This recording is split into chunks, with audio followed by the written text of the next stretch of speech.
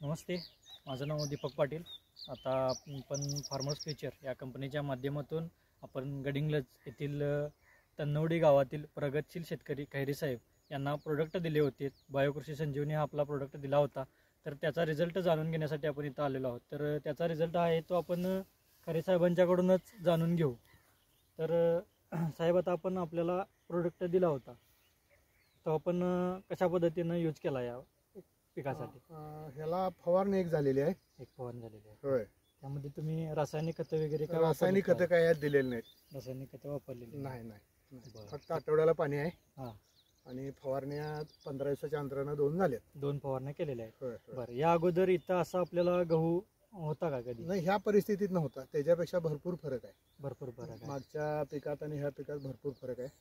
आणि याच पद्धतीनं उसाच्या खोडव्याला आळवणी 1 आणि 2 फवारण्या झाल्यात। बरं, त्यानंतर आणि फुटवाही छान आहे। फुटवा छान आहे। आता 3ऱ्या वर्षाचा निडवा राखलाय।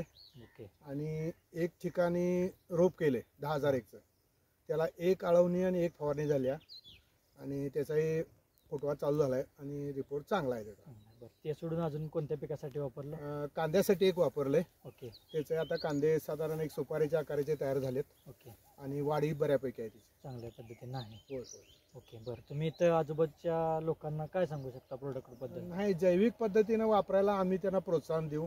बरं. कारण जमीन एकतर भुसभुशीत जमीन झाली पाहिजे।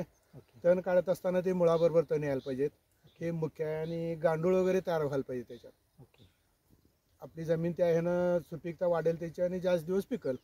चांगलं, ठीक कारण आहे। आताच्या परिस्थितीनं अति पाण्यानं आणि अति रासायनिक खतामुळे जमीन चिवड झाल्यामुळं तण मुळासकट येत नाही। बरोबर। जैविकमुळे तो एक फरक पडेल।